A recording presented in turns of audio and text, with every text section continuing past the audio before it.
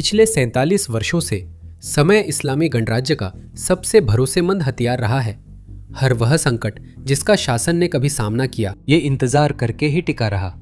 1979 के बंधक संकट को देखिए, ये 444 दिनों तक चला। फिर ईरान इराक युद्ध को देखिए, जो 8 साल तक चला और शासन सद्दाम से ज्यादा टिककर जीत गया। उन्होंने अपने परमाणु कार्यक्रम पर हुई हर एक बातचीत में भी यही किया। उनका मकसद सिर्फ इंतजार करना था ताकि अमेरिकी थक जाएं।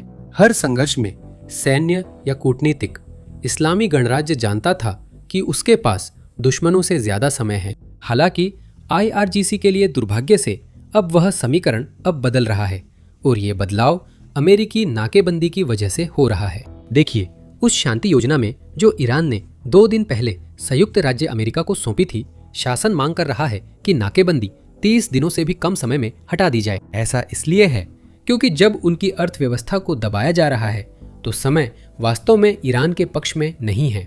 और यही वजह है कि इससे पहले कि हम उस शांति योजना को देखें जो ईरान ने अभी भेजी है और वे सभी नए विवरण जो हमें कल पता चले, चलिए पहले यह देखते हैं कि ईरान के अंदर हालात कितने खराब होते जा रहे हैं और शासन के पास जमीन से निकाले जा रहे तेल को रखने के लिए भंडारण भी खत्म होता जा रहा है। संकेत है कि अमेरिकी नौसैनिक नाकाबंदी धीरे धीरे ईरान की मुख्य भूमि को प्रभावित कर रही है। ईरान के उद्योग, खनन और व्यापार मंत्रालय के प्रवक्ता ने कार खरीदते समय सतर्क रहने की सलाह दी है। उन्होंने कहा, हाल की कीमतों में बढ़ोतरी कृत्रिम बाजार हेरफेर से है, इसका कोई आर्थिक आधार नहीं है। उसी कार्यालय ने पुरानी कारों के आयात की योजना की पुष्टि की है। इसी के साथ तेहरान ने भंडारण सीमा तक पहुंचने से बचने के लिए कच्चे तेल का उत्पादन पहले ही कम करना शुरू कर दिया है, बजाय इसके कि टैंकों के भरने का इंतजार किया जाए। एक वरिष्ठ अधिकारी ने कहा कि यह कदम एहतियातन है। वर्षों के प्रतिबंधों और बंदी ने तेल क्षेत्र को अनुकूलन के लिए मजबूर किया। अब इंजीनियर बिना दीर्घकालिक नुकसान के कुओं को अस्थायी रूप से बंद कर सकते हैं और उन्हें जल्दी से फिर से शुरू कर सकते हैं। हामिद होसेनी, ईरानी तेल, गैस और पेट्रोकेमिकल उत्पाद निर्यात प्रवक्ता ने कहा कि इस उद्योग के पास अच्छा अनुभव है और चिंता की कोई बात नहीं है। अब यह एक आम प्रवृत्ति है जो हम इस पूरे वीडियो में देखेंगे। ईरान से आने वाली कोई भी खबर ऐसे पेश की जाएगी जैसे ईरान वाकई में बिल्कुल भी हताश नहीं है। हमें अधिकारियों के बयानों से ज्यादा उनके कार्यों पर ध्यान देना चाहिए, जैसे तेहरान ने कच्चे तेल का उत्पादन कम करना शुरू कर दिया है। मूल रूप से वे जमीन से तेल नहीं निकाल रहे हैं क्योंकि उन्हें भंडारण की सीमा तक पहुंचने की चिंता है। अगर ऐसा हुआ तो तेल कुओं के आसपास बना बुनियादी ढांचा बुरी तरह प्रभावित हो सकता है। अगर उन्हें तेल कुएं बंद करने पड़ते हैं तो इसका मतलब है कि उन्हें फिर से चालू करना बहुत बहुत मुश्किल हो सकता है। जैसा कि आप जानते हैं, ऑपरेशन इकोनॉमिक फ्यूरी भी चल रहा है। ये अमेरिकी ट्रेजरी विभाग द्वारा ईरानी फंड्स, कंपनियों या ईरान की मदद करने वाली कंपनियों पर लगाए गए प्रतिबंधों और फ्रीज का जिक्र है। अब इससे पहले कि हम जानें कि वह ऑपरेशन कैसे चल रहा है, सभी को जल्दी से याद दिला दूं कि नीचे दिए गए लाइक और सब्सक्राइब बटन को जरूर दबाएं। ये वाकई में हमें YouTube के एल्गोरिदम में हमें बहुत मदद करता है। वो आमतौर पर हम जिन युद्ध संबंधी विषयों को कवर करते हैं का प्रशंसक नहीं है। आखिरकार युद्ध अभी बड़ी खबर है। हमारा लक्ष्य है आपको दुनिया भर की घटनाओं से अपडेट रखना, तो लाइक और सब्सक्राइब बटन दबाएं।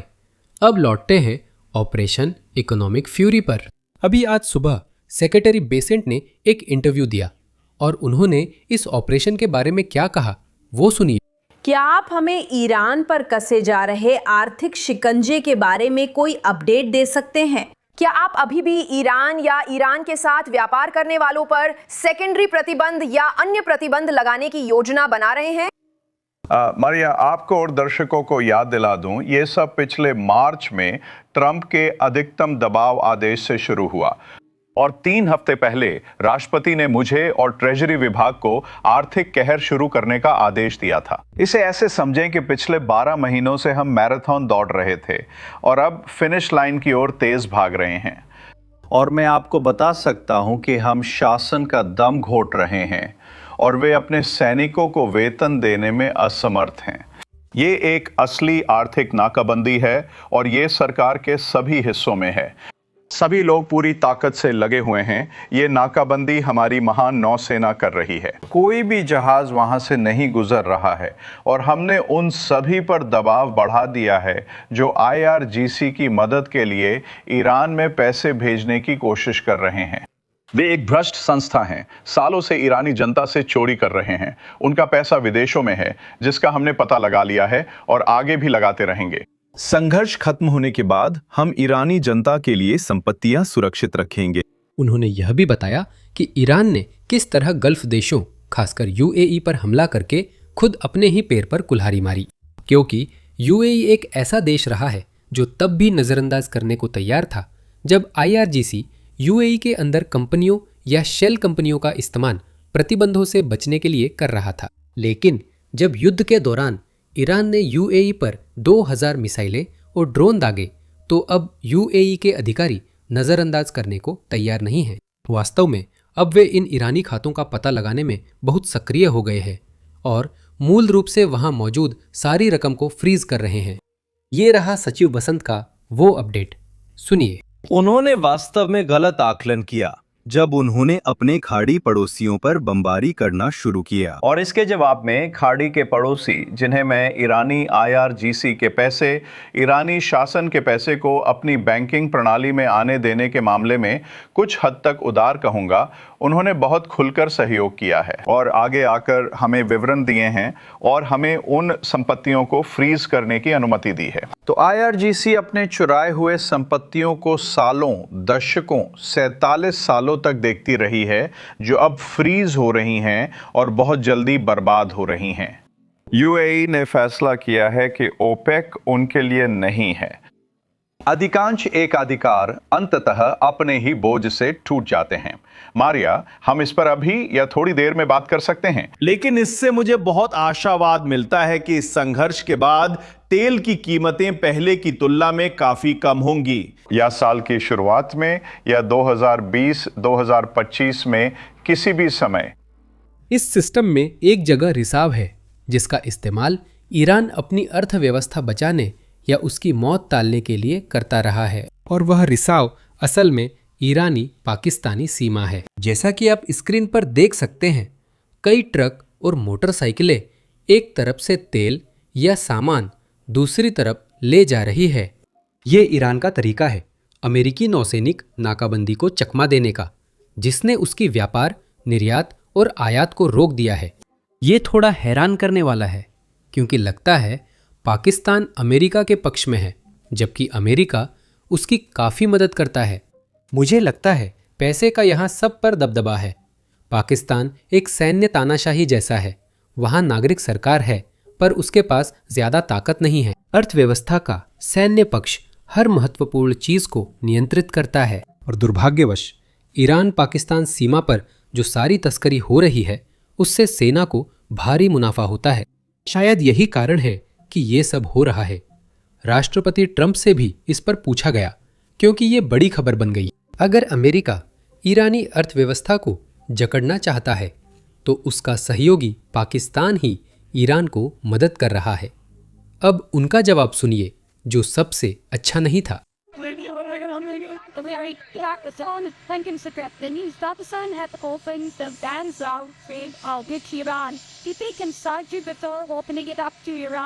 And are you aware of it? There's a vicious pig. I know it. हाँ, मैं ठीक हूँ, मेरे पास बाइनरी चेक है। Waiting for Pakistan. मुझे पाकिस्तान फील्ड मार्शल और प्रधानमंत्री के लिए बहुत सम्मान है। Yeah, I know that. अब इसमें कुछ सकारात्मक बात यह है कि ये पूरी तस्करी की समस्या अभी भी बहुत छोटा सा रिसाव है। ईरान अब वह स्तर नहीं पा सकता जहां वह एक बार में 20 लाख बैरल तेल टैंकरों से निर्यात करता था। कारों और मोटरसाइकिलों से एक बार में इतनी बड़ी मात्रा को बदलना बिल्कुल असंभव है। होम डिपो से खरीदी गई 5 गैलन की बाल्टियों को ले जाने के लिए आपको 17,000 मोटरसाइकिलें चाहिए होंगी। सिर्फ एक टैंकर को बदलने के लिए 17,000 मोटरसाइकिलें चाहिए। तो हाँ, कुछ रिसाव है, लेकिन उम्मीद है कि यह उस व्यापार की तुलना में बहुत छोटा है जो ईरान समुद्र के रास्ते कर रहा था। अब ध्यान वार्ताओं पर केंद्रित करते हैं।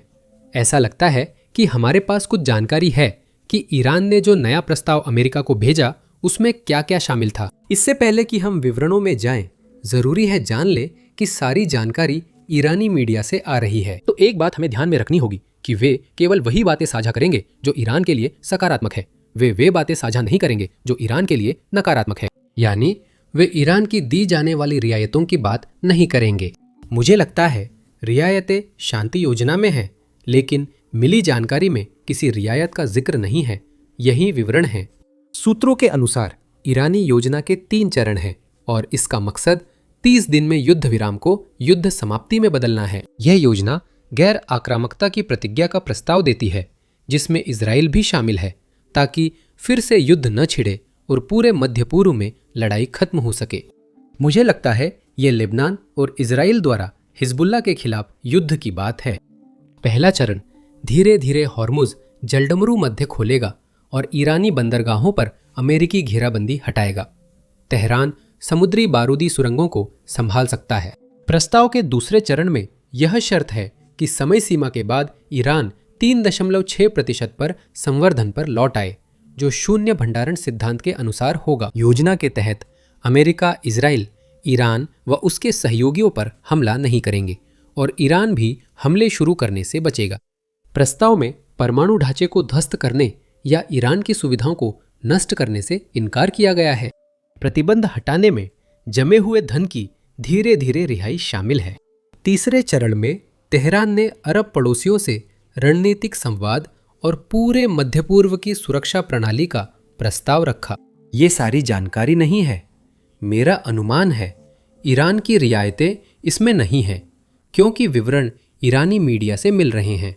लेकिन यहाँ यह बताना जरूरी है कि इस प्रस्ताव का मतलब यह भी था कि ईरान एक निश्चित समय के लिए शून्य संवर्धन, जीरो एनरिचमेंट पर सहमत हो गया। अब हमें ठीक नहीं पता कि यह अवधि कितनी होगी। हम पिछली बातचीत से जानते हैं कि संयुक्त राज्य अमेरिका चाहता था कि यह समय सीमा 20 साल हो। ईरान चाहता था कि यह सिर्फ 5 साल हो। हम मान सकते हैं कि यह अवधि कहीं बीच में होगी, लेकिन हमें ठीक नहीं पता। अब यहाँ एक और दिलचस्प बात यह है कि ईरान अपने पास मौजूद परमाणु सुविधाओं को हटाने से इनकार करता है। ये वह चीज है जिसे संयुक्त राज्य अमेरिका चाहता है कि ईरान इसमें शामिल करे। वे चाहेंगे कि ईरान नष्ट की गई परमाणु सुविधाओं का पुनर्निर्माण बंद कर दे। आखिर में तीसरा चरण महत्वपूर्ण है। ये वही चीज है जिस पर हमें और जानकारी चाहिए, जहां तेहरान कहता है कि वे अपने अरब पड़ोसियों से बात करना चाहते हैं, जिन पर ईरान ने सिर्फ 30 दिन पहले हमला किया था। अब वे उनके साथ मिलकर एक सुरक्षा प्रणाली बनाना चाहते हैं जो मध्य पूर्व की रक्षा करे, जबकि असल में खतरा ईरान से है। लेकिन फिर भी हमारे पास यही सारी जानकारियां हैं और फिर से हमें ध्यान रखना होगा कि ये सारी बातें ईरान से आ रही हैं। इसमें ईरान की सभी रियायतें शामिल नहीं होंगी। अब राष्ट्रपति ट्रंप ने कल इस प्रस्ताव पर बयान दिया था, सुनिए। नहीं, मैंने नहीं देखा, मैं इसे यहाँ देख रहा हूँ।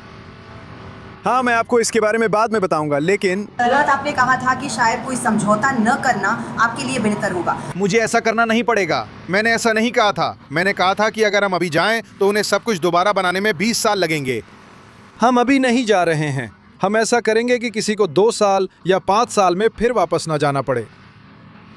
आपने कल रात कहा था कि उन्होंने मुझे समझौते की अवधारणा बताई।